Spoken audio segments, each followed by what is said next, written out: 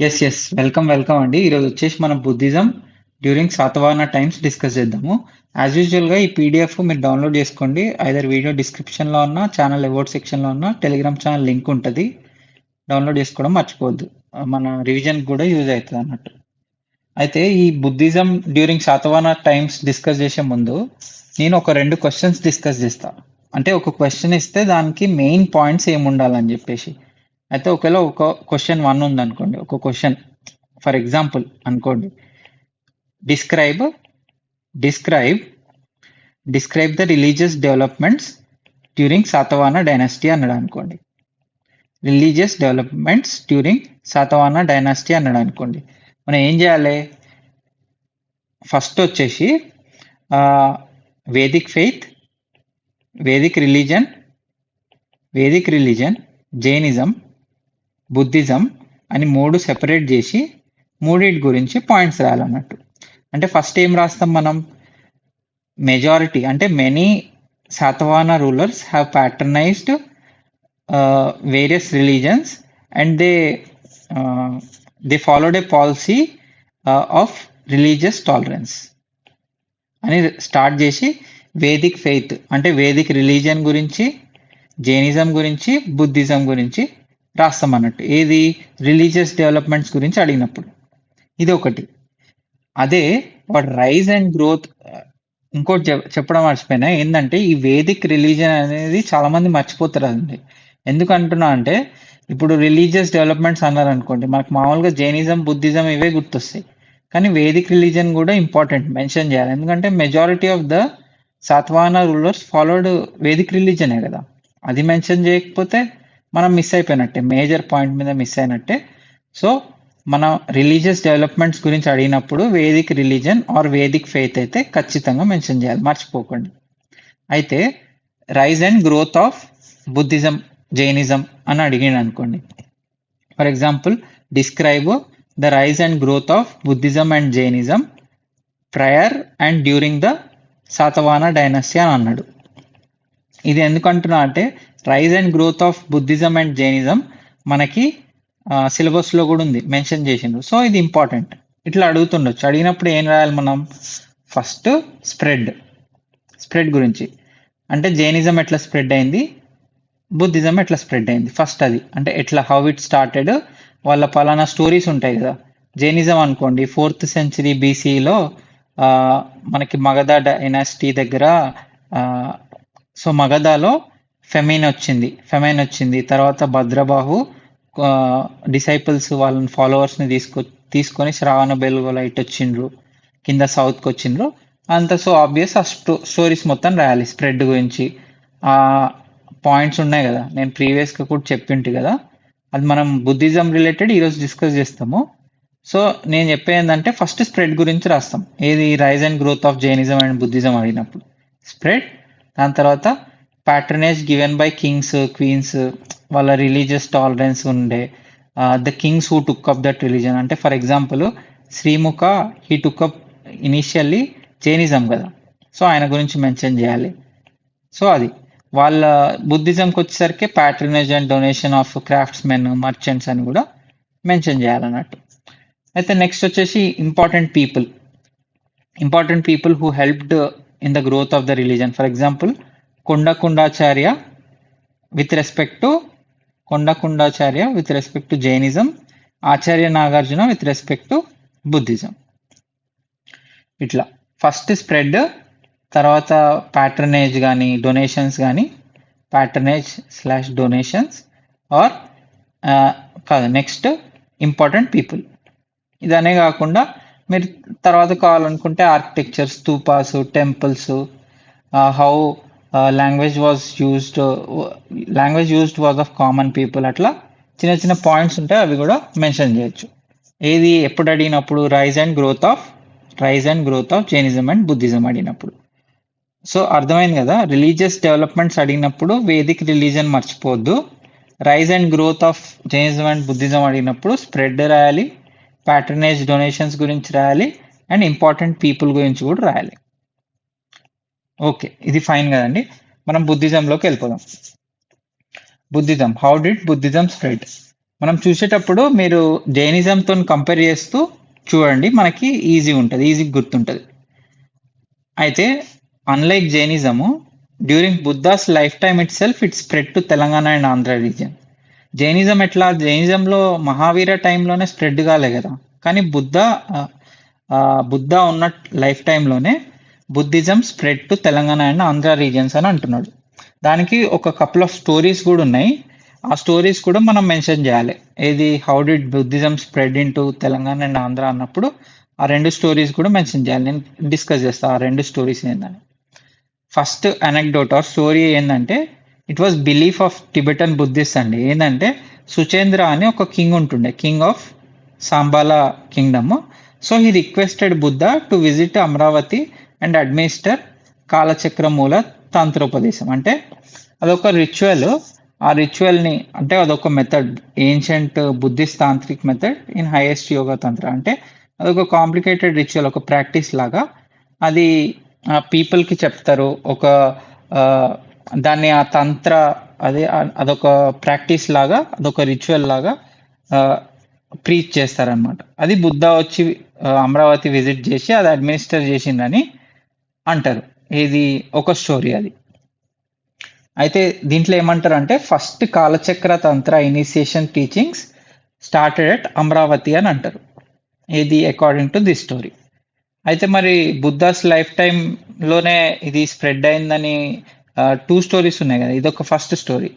Upon the request of this king Buddha visited Amaravati and administered Kalachakra Mula తంత్రోపదేశం.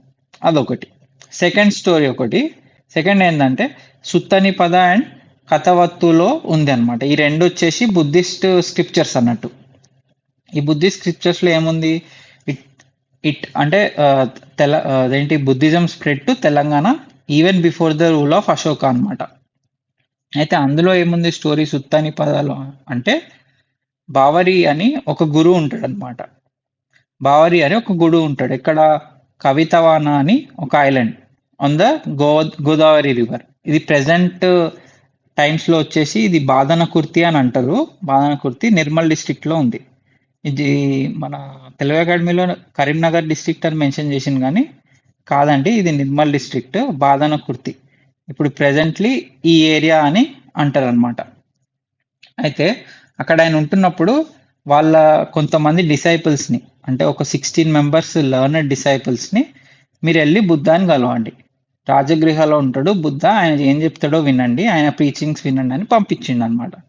పంపిస్తే వీళ్ళు ఏంది అక్కడ విన్నాక వాళ్ళు కన్వర్ట్ అయిపోయినారు, బుద్ధిజంకి కన్వర్ట్ అయినారు. కన్వర్ట్ అయ్యి మళ్ళీ ఇక్కడ కిందికి వచ్చి ఏది గురువు దగ్గరకు వచ్చి ఆయనకు కూడా చెప్తే బావరి ఈయన కూడా, సో లేటర్ ఆయన ఆ ప్రీచింగ్స్ కూడా ఆయన అయినాయి. హీ ఆల్సో యాక్సెప్టెడ్ బుద్ధిజం అనమాట.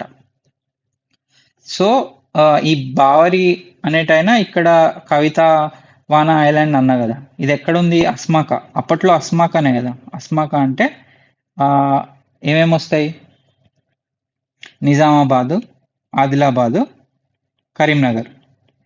సో అప్పట్లో ఇదొక మహాజానపద అని ఒక కింగ్డమ్ లాగా ఉన్నదని చెప్పిన కదా. అయితే ఈ బావరి అనేటైనా అక్కడ ఉండేది. సో అక్కడి నుంచి ఇంకా ఫర్దర్గా బుద్ధిజం స్ప్రెడ్ అయిందని అంటారు. సో ఇక్కడ వరకు ఫైన్ కదా, మీకేం కన్ఫ్యూజన్ లేదనుకుంటున్నా. హౌ డిడ్ బుద్ధిజం స్ప్రెడ్ దాంట్లో, it was spread, first point వచ్చేసి it was spread during Buddha's lifetime itself. అంటే ఆయన బ్రతికున్నప్పుడే, ఆయన బ్రతికున్న రోజుల్లోనే తెలంగాణ అండ్ ఆంధ్ర రీజియన్స్కి స్ప్రెడ్ అయిందని అంటారు. అది ఎట్లా, ఈ టూ స్టోరీస్ ద్వారా మనకి ఒక ఐడియా వస్తుంది అనమాట, how did Buddhism spread in Telangana. అదే అయిపోయింది. దాని తర్వాత కూడా ఇప్పుడు మనకి ఏం ఎవిడెన్సెస్ ఉన్నాయి, ఇట్లా ఫర్ ఎగ్జాంపుల్ ఆంధ్రాలో తెలంగాణలో ఇట్లా బుద్ధిజం నడుస్తూ ఉంది, బుద్ధిజం కూడా ఫాలో అవుతుండ్రు జనాలు అని చెప్పేసి అంటే, Andhra's participated in Buddhist councils. ఇప్పుడు సెకండ్ థర్డ్ బుద్ధిస్ట్ కౌన్సిల్స్, ఒకటి వైశాలి, ఒకటి పాట్లిపుత్రాలో జరిగింది. ఇక్కడ ఇందులో కూడా ఆంధ్రాస్ పార్టిసిపేట్ చేసిందని అంటారు.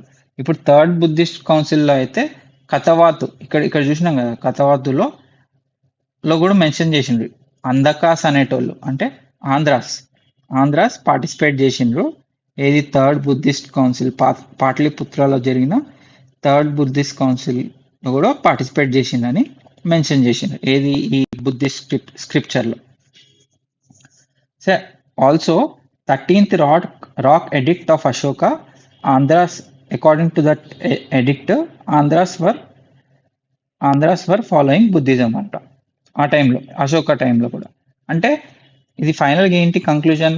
Buddhism was spread during the life time of Buddha in Telangana and Andhra, but it was later, అంటే లేటర్ టైమ్స్లో ఏది అశోక టైమ్స్లో కానీ బుద్ధిస్ట్ కౌన్సిల్స్ జరుగుతున్న టైమ్స్లో కానీ ఆంధ్రాలో తెలంగాణలో బుద్ధిజం అనేది ఉంది. బుద్ధిజం అనే రిలీజన్ ఫాలో అవుతుండే చాలా మంది. అదొకటి. అయితే ఇప్పుడు మరి శాతవాహనస్ టైంకి వచ్చేసరికి ఏమైంది? ఆల్రెడీ బుద్ధిజం ఎగ్జిస్ట్ అవుతా ఉంది. శాతవాహనస్ వచ్చే టైంకి ఏమైంది? రూలర్స్ అండ్ బుద్ధిజం ఏంటి అన్నప్పుడు Satavahana kings especially queens patronized Buddhism also. మీరు చూడండి, Vedic religion for example Satakarni 1, Gautamiputra Satakarni వీళ్ళు ఫాలో అయినరు. జైనిజము శ్రీముఖ ఇనీషియల్లీ ఫాలో అయ్యిండు, first founder of Satavahana dynasty అనుకున్నాం కదా, ఆయన జైనిజం ఫాలో అయ్యిండు. మరి బుద్ధిజం స్పెసిఫిక్గా ఏ రూలర్ ఫాలో అయ్యిందంటే ఏం మెన్షన్ లేదండి, మనకు తెలియదు ఎవరు ఫాలో అయ్యిండని, మనకి ఎగ్జాక్ట్ ఇన్ఫర్మేషన్ కూడా లేదు.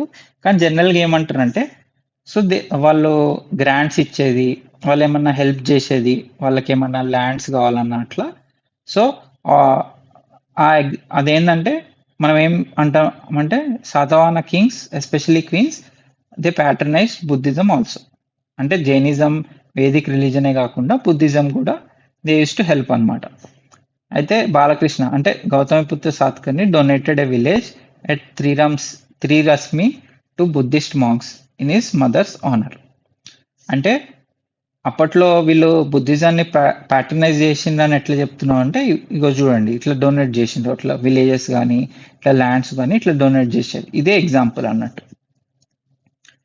అయితే బుద్ధిజం చూడండి, బుద్ధిజం అన్లైక్ అంటే కింగ్స్ ప్యాటర్నైజ్ చేసేదానికంటే అది ఫ్లరిష్ అయింది more because of merchant classes and different craftsmen, అంటే rather than patronize of the Kings.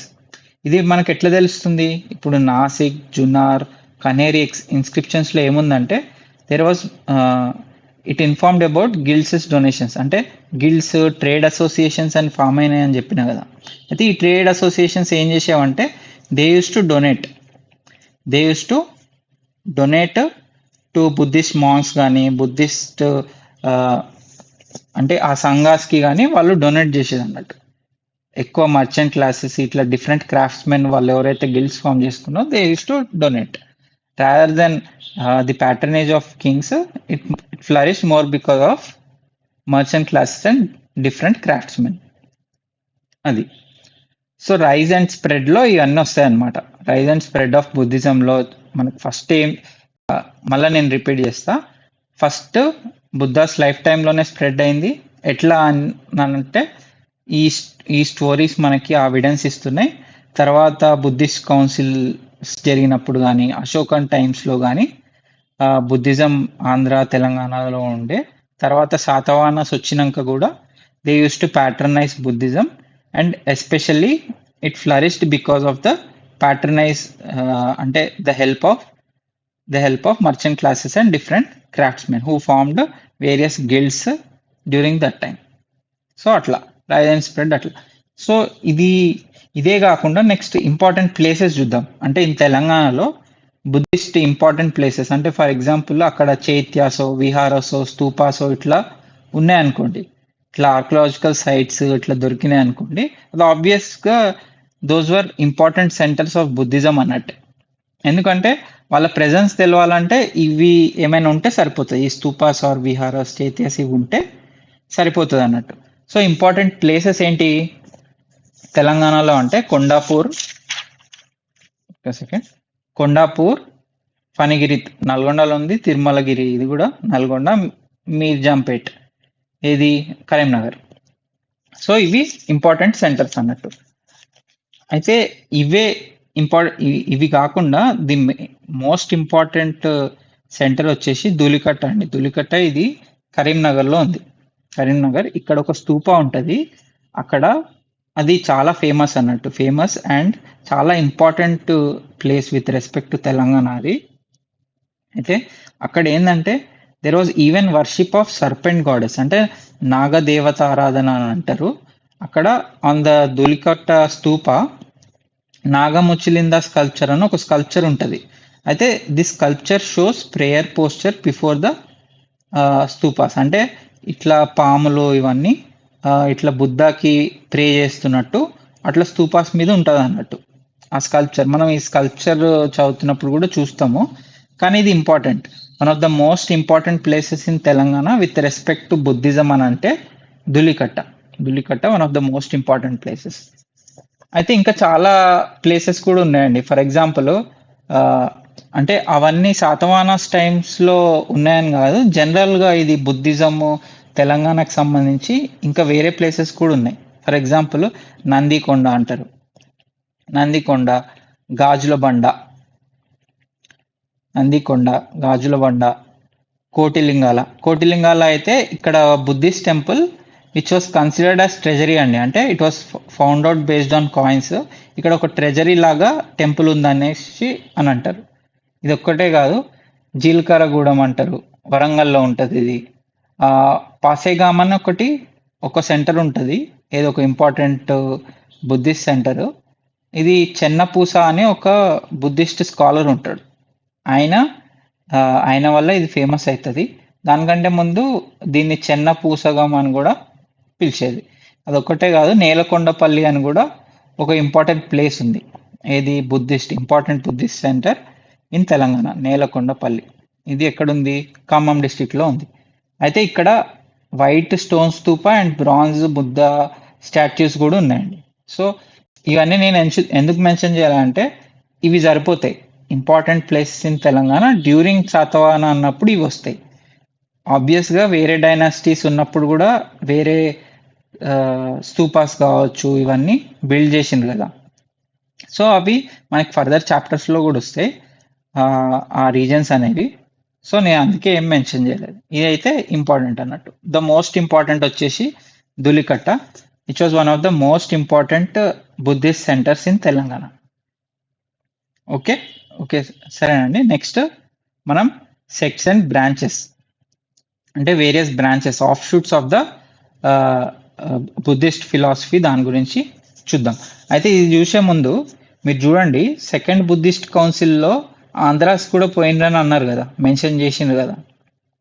అయితే ఇక్కడ ఏమైందంటే మహాదేవ అని ఒక మాంక్ ఉంటుండే, ఆయన ఆంధ్రా నుంచి ఇట్లా కొంతమంది ఫాలోవర్స్ యంగ్ మాంక్స్ని తీసుకుపోయి వైశాలిలో, so they insisted on bringing some changes అనమాట. ఇప్పుడు ఫర్ ఎగ్జాంపుల్ కొన్ని రెగ్యులేషన్స్ ఉంటాయి, రూల్స్ ఉంటాయి, వాటిని ఏమంటారంటే వినయ అంటారు. అయితే బుద్ధిస్ట్ సంఘానికి సంబంధించి మీరు ఈ రూల్స్ రెగ్యులేషన్స్ కొంచెం చేంజెస్ చేయాలని ఆ బుద్ధిస్ట్ కౌన్సిల్లో వీళ్ళు అడిగిండ్రు అనమాట. ఫైనల్గా వాళ్ళకి ఏమైందో గొడవలు అయినాయి, ఆర్థడాక్స్ మాంక్స్కి వీళ్ళకి. ఫైనల్గా బుద్ధిస్ట్ సంఘ దీనికి సంబంధించి, so it divided into 2 sects or 2 branches. అవేంటంటే థేరవాదిన్స్ అంటారు, ఇంకోటి మహాసాంఘికాస్ అంటారు. ఈ మహాసాంఘికాస్ మెయిన్గా మన కోస్టల్ ఆంధ్ర కానీ తెలంగాణలో ఉన్న మేజర్ సెక్ట్ వచ్చేసి మహాసాంఘిక అని అంటారు. అయితే ఈ మహాసాంఘిక కానీ ఈ థేరవాదిన్స్ కానీ these are called as various sects or branches of Buddhist philosophy. అంటే ఇట్లా పలానా రెగ్యులేషన్స్ ఏముండాలి, వర్షిప్ అదంతా ఇప్పుడు అంతే, గాడ్ అంటే బుద్ధ, ఇదంతా బేసిక్ ప్రిన్సిపల్స్ అన్నీ సేమ్ ఉంటాయి, కానీ ఏ విధంగా ఫాలో కావాలి, ఇవి ఏంటి రూల్స్ రెగ్యులేషన్స్ ఏంది అని అన్నప్పుడు చేంజెస్ ఉంటాయి అన్నమాట వేరియస్ సెక్ట్స్లో. ఫర్ ఎగ్జాంపుల్ ఈ పేర్లు చూడండి, భద్రయానిస్ కావచ్చు, ధర్మోత్తరీయులు కావచ్చు. ఈ మహాసంఘికాస్లో ఫస్ట్ చైత్యకాస్ అని ఒక సబ్సెక్ట్ ఫామ్ అయింది, మళ్ళీ ఆ సబ్సెక్ట్ నుంచి వేరే సెక్ట్స్ అన్నట్టు. సెక్ట్ ఈ బ్రాంచెస్ అంటే ఏం లేదండి, అల్టిమేట్లీ ప్రిన్సిపల్స్ సేమ్ ఉంటాయి, కానీ the way you do worship, అంటే నువ్వు ఏ విధంగా చేస్తావు. పలానా వీళ్ళు ఏం చేస్తారంటే ఒక స్టాచ్యూ పట్టుకొని, ఒక బుద్ధుడి స్టాచ్యూ పట్టుకొని దాన్ని పూజిస్తూ ఉంటారు అనమాట. కొంతమంది స్టాచ్యూని బిలీవ్ చేయరు, స్టాచ్యూ ఉండొద్దు అది ఇది అని అంటారు. సో అల్టిమేట్లీ బుద్ధానే, కానీ ఏ విధంగా చేస్తాం అనేది ఈ వేరియస్ సెక్ట్స్ డిసైడ్ చేసుకుంటాయి అన్నట్టు. అయితే ఈ చైత్యకవాద ఏంది? It use to ascribe supreme qualities to Buddha and it లైడ్ the foundation for Idol worship అనమాట. సో ఆ చైత్యకాస్లోనే ఫర్దర్గా పబ్బ శైల్యాస్ అపర శైల్యాస్ అని ఫర్దర్గా సెక్ట్స్ కూడా ఫామ్ అయినాయి, ఫర్దర్ బ్రాంచెస్ కూడా. మనము ఈ బ్రాంచెస్కి సంబంధించి అంత డీటెయిల్గా పోనవసరం లేదు, కానీ ఈ పేర్లు అయితే గుర్తుపెట్టుకోండి. ఎందుకంటే జస్ట్ ఈ పేర్లు ఇచ్చి ఏ రిలీజన్కి సంబంధించింది, ఏ ఫిలాసఫీకి సంబంధించింది అని కూడా వాడు అడుగుతుండొచ్చు. సో అపర శైల్యాస్ ఏ రిలీజన్కి సంబంధించింది అనే ఆప్షన్స్ ఇస్తాడు కదా, బుద్ధిజమా జైనిజమా అన్నప్పుడు మనం బుద్ధిజం మెన్షన్ చేయాలన్నట్టు. సో అవి ఒక్కటే కాదు బ్రాంచెస్, ఇప్పుడు రాజగిరికులు, మైశాసకాస్, సిద్ధాంతికులు ఇవి కూడా branches of the Buddhist philosophy అనమాట. ఫర్దర్గా అవి డివైడ్ అయినాయి అన్నట్టు. ఇంకోటి సో ఇవి బ్రాంచెస్ సెక్ట్స్. మీరు జస్ట్ ఈ పేర్లు గుర్తుపెట్టుకోండి, మనకి డీప్గా పోనవసరంలే. ఈ పలానా పేరు ఏది, దేనికి, ఏ రిలీజన్కి సంబంధించిందనే అడుగుతాడు వాడు మేజర్లీ. సో అదండి. అయితే నెక్స్ట్ ఇంపార్టెంట్ పీపుల్ వచ్చేసి జైనిజంలో ఎట్లుంటుండే, జైనిజంలో కొండకుండాచార్య కదా, జైనిజంలో కొండకుండాచార్య ఆయనకు సంబంధించి మళ్ళీ వర్క్స్ అదంతా సేమ్ మనం అది బుద్ధిజంలో చూద్దాం. ఏది Acharya Nagarjuna, he was also called a second Buddha అండి, సెకండ్ బుద్ధ అని కూడా పిలిచేటోళ్ళు ఆయనని, ఆర్ సెకండ్ తథగత అని కూడా అనేది.